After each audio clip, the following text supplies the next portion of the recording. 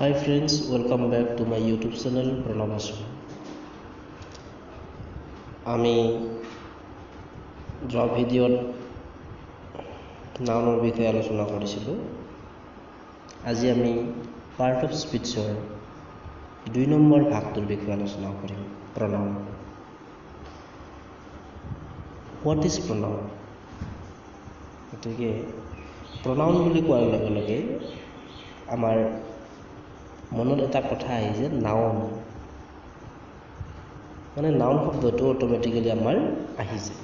গতিকে নাউনৰ লগত প্ৰনাউনৰ নিশ্চয় কিবা এটা সম্বন্ধ আছে।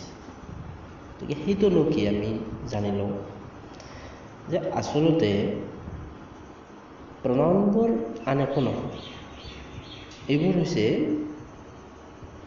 এনেকুৱা ৱৰ্ড যিবোৰক আমি নাউনৰ সলনি ব্যৱহাৰ কৰোঁ। য'ত আমি নাউন ব্যৱহাৰ কৰি আছিলোঁ, সেই নাউনৰ সলনি আমি যিবিলাক ৱৰ্ড ব্যৱহাৰ কৰোঁ সেইবিলাকে হৈছে প্ৰনাউন। কেতিয়াবা কেনেকুৱা হয়, মই এটা সৰু উদাহৰণ লৈছোঁ।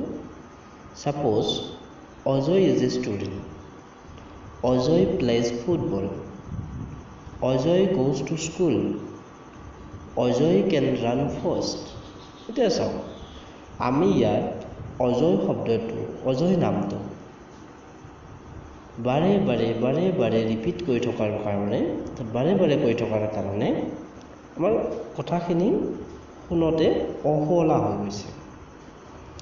তাৰ ফলত আমি কি কৰিব পাৰোঁ যে অজয়ৰ সলনি আমি ফাৰ্ষ্ট চেণ্টেন্সটোত Ajay is a student, second চেণ্টেন্সটোত অজয় প্লেজ ফুটবল নিলিখি হি প্লেজ ফুটবল লিখিব পাৰোঁ। এতিয়া ছেকেণ্ড যিটো আমি হি ব্যৱহাৰ কৰিলোঁ, এই হিটো কাৰ সলনি ব্যৱহাৰ কৰা হৈছে? অজয়ৰ সলনি। গতিকে হিটো এটা প্ৰনাউন। ঠিক একেধৰণে আমি এনেকুৱা যিবিলাক শব্দ আছে আমাৰ, যিবোৰ আমি নাউনৰ সলনি ব্যৱহাৰ কৰোঁ, তেনেকুৱা শব্দ যেনে দে। আমি কেইটামান মানুহৰ একেলগে নাম নকৈ আমি দে বুলি কওঁ, উই বুলি কওঁ, কেতিয়াবা হি বুলি কওঁ, চি বুলি কওঁ, তাই বুলি, মানে অৰ্থাৎ কোনোবা ছোৱালী এটাৰ নাম আগত আমি কৈছোঁ, তাৰ পিছত আমি আকৌ যেতিয়া নেকি তাইৰ কথা কিবা এটা ক'ম, বাৰে আমি তাইৰ নামটো ৰিপিট নকৰি চি বুলি ক'ব পাৰোঁ। ঠিক একেধৰণে আমি অজয়ৰ ক্ষেত্ৰত যেনেকৈ হিটো ব্যৱহাৰ কৰিছোঁ।